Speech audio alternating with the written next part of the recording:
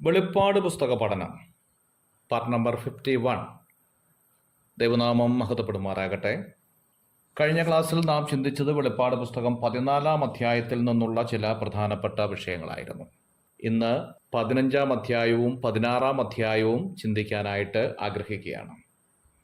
15-ാം അധ്യായത്തിലേക്ക് വരുമ്പോൾ യോഹന്നാൻ കാണുന്ന കാര്യം രേഖപ്പെടുത്തിയിരിക്കുന്നു. ഞാൻ വലുതും അത്ഭുതവുമായ മറ്റൊരു അടയാളം സ്വർഗത്തിൽ കണ്ടു. ഒടുക്കത്തെ 7 ബാധയുള്ള 7 ദൂതന്മാരെ തന്നെ അതോടുകൂടി ദൈവക്രോധം തീർന്നു എന്ന് രേഖപ്പെടുത്തിയിരിക്കുന്നു. ദൈവക്രോധത്തിൻ്റെ അവസാനത്തെ ഭാഗം എന്നാണ് ഈ ഭാഗത്തിൽ നിന്ന് മനസ്സിലാക്കാൻ സാധിക്കുന്നത്. 2-ാം വാക്യത്തിലേക്ക് വരുമ്പോൾ തീ കലർന്ന പളുങ്ക് കടൽ പോലെ 1-ാം മൃഗത്തോടും അതിൻ്റെ പ്രതിമയോടും പേരിൻ്റെ സംഖ്യയോടും ജയിച്ചവർ ദൈവത്തിൻ്റെ വീണകൾ പിടിച്ചും കൊണ്ട് പളുങ്കു കടലിനരികെ നിൽക്കുന്നത് ഞാൻ കണ്ടു എന്ന് രേഖപ്പെടുത്തിയിരിക്കുകയാണ്. വെളിപ്പാട് പുസ്തകം 4-ാം അധ്യായത്തിൻ്റെ 6-ാമത്തെ വാക്യത്തിൽ ഒരു കണ്ണാടിക്കടൽ കണ്ടു. അതേ കണ്ണാടിക്കടൽ തന്നെയാണ് ഇവിടെ കാണുന്നതെങ്കിലും ഇതിൻ്റെ ചുറ്റും രക്തസാക്ഷികൾ നിൽക്കുന്നതിൻ്റെ പ്രതിബിംബമാണ് തീ നിറമായി എന്ന് യോഹന്നാൻ എഴുതുവാൻ കാരണമായി തീർന്നത്. എതിർ ക്രിസ്തുവിനെ അംഗീകരിക്കാത്തതായിരിക്കുന്ന ജനത്തെ യാതൊരുവിധ കരുണയും കൂടാതെ കൊന്നുകളഞ്ഞതായിരിക്കുന്ന അവസ്ഥ. അവർ എതിർ ക്രിസ്തുവിൻ്റെ സംഖ്യ മുദ്രകുത്താത്തത് മൂലം വിൽക്കുവാനും വാങ്ങുവാനും സാധിക്കാതെ മഹാകഷ്ടതയിലൂടെ കടന്ന് അവരുടെ ആത്മാക്കൾ കണ്ണാടിക്കടലിന് ചുറ്റും പ്രതിബിംബിക്കുന്നതായിട്ടുള്ള രൂപമാണ് യോഹന്നാൻ ഇവിടെ കാണുന്നത്. 15-ാം അധ്യായത്തിൻ്റെ 3-ാം വാക്യത്തിലേക്ക് വരുമ്പോൾ മോശയുടെ പാട്ടിനെ കുറിച്ച് പറയുകയാണ്. അവർ ദൈവത്തിൻ്റെ ദാസനായ മോശയുടെ പാട്ടും കുഞ്ഞാടിൻ്റെ പാട്ടും പാടി ചൊല്ലിയത് എന്ന് കാണുന്നു. പുറപ്പാട് പുസ്തകം 15-ാം അധ്യായം 1 മുതൽ 18 വരെയുള്ളതായ ഭാഗം മോശയും മിരിയാമും പാട്ടുപാടുന്നതായി കാണുന്നു.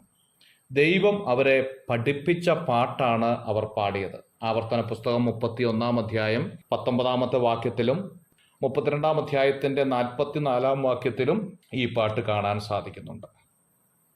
16-ാം അധ്യായത്തിൻ്റെ 2-ാം വാക്യത്തിലേക്ക് വരുമ്പോൾ ക്രോധകലശങ്ങളെക്കുറിച്ച് രേഖപ്പെടുത്തുന്ന അധ്യായമാണ്.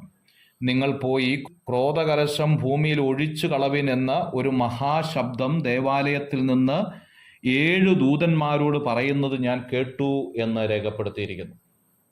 1-ാം ക്രോധകലശം വെളിപ്പാട് പുസ്തകം 16-ാം അധ്യായത്തിൻ്റെ 2-ാം വാക്യത്തിലാണ്. മൃഗത്തിൻ്റെ മുദ്രയേറ്റവർക്കെല്ലാം ദുർവ്രണമുണ്ടായി എന്ന് നാം കാണും. പുറപ്പാട് പുസ്തകം 9-ാം അധ്യായത്തിൻ്റെ 6-ാം വാക്യത്തിൽ ഫറവോന്റെ കാലത്തും ഇങ്ങനെ ഉണ്ടായതായി കാണുന്നുണ്ട്. 16-ാം അധ്യായത്തിൻ്റെ 3-ാം വാക്യത്തിലേക്ക് വരുമ്പോൾ 2-ാം ക്രോധകലശത്തെക്കുറിച്ച് രേഖപ്പെടുത്തിയിരിക്കുകയാണ്.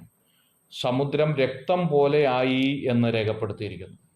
16-ാം അധ്യായത്തിൻ്റെ 4 മുതൽ 7 വരെയുള്ള ഭാഗത്ത് 3-ാം ക്രോധകലശത്തെക്കുറിച്ച് രേഖപ്പെടുത്തുകയാണ്.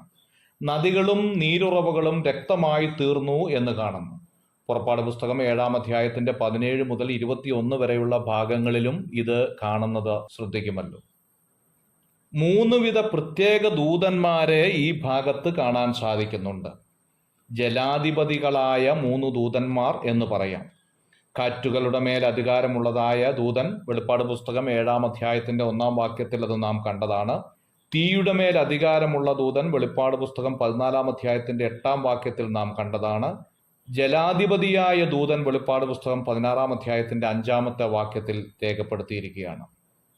16-ാം അധ്യായത്തിൻ്റെ 8 മുതൽ 9 വരെയുള്ള ഭാഗത്ത് 4-ാം ക്രോധകലശത്തെക്കുറിച്ച് രേഖപ്പെടുത്തിയിരിക്കുന്നു. ആകാശത്തട്ടുകൾ പലതും മാറിപ്പോയതിനാൽ ഭൂമിക്ക് സംരക്ഷണമില്ലാത്ത അവസ്ഥയിലേക്ക് വരുന്നു എന്നതിൻ്റെ ഓർമ്മപ്പെടുത്തലാണ്. 16-ാം അധ്യായത്തിൻ്റെ 10 മുതലുള്ള ഭാഗത്ത് 5-ാമത്തെ ക്രോധകലശത്തെക്കുറിച്ച് രേഖപ്പെടുത്തിയിരിക്കുന്നു. അതിൻ്റെ രാജ്യം ഇരുണ്ടുപോയി എന്നാണ് അതിൻ്റെ അർത്ഥം. പുറപ്പാട് പുസ്തകം 10-ാം അധ്യായം 21 മുതൽ 23 വരെയുള്ള ഭാഗങ്ങളിൽ സ്പർശിക്കത്തക്ക ഇരുളുണ്ടായിരുന്നതായി വായിക്കുന്നുണ്ട്. എന്ന് പറഞ്ഞാൽ അതിൻ്റെ അർത്ഥം ഇന്ന് നാം കാണുന്ന ഒരു ഇരുൾ എന്നുള്ളതല്ല. ഇരുന്നവർക്ക് എഴുന്നേൽക്കാൻ കഴിയാത്ത നിലയിൽ മനുഷ്യനെ പ്രസ് ചെയ്തിരുത്തുന്ന ഇരുട്ട് എന്നുള്ള അർത്ഥമാണ് സ്പർശിക്കത്തക്ക ഇരുട്ട് എന്നതുകൊണ്ട് അർത്ഥമാക്കുന്നത്. 16-ാം അധ്യായത്തിൻ്റെ 12-ാം വാക്യത്തിൽ നാം വീണ്ടും വായിക്കുന്നു 6-ാമത്തെ ക്രോധകലശത്തെക്കുറിച്ച്. ഹെർമഗദോൻ യുദ്ധത്തിനായി വഴിയൊരുക്കാനാണ് 6-ാമത്തെ ക്രോധകലശം. കിഴക്കൻ രാജ്യങ്ങളെയും പടിഞ്ഞാറൻ രാജ്യങ്ങളെയും തമ്മിൽ വേർതിരിക്കുന്ന ആഴമുള്ളതും നീളമേറിയതുമായ യൂഫ്രട്ടീസ് നദി വറ്റിപ്പോകുന്നതായി ഈ ഭാഗത്ത് മനസ്സിലാക്കാം. God bless you.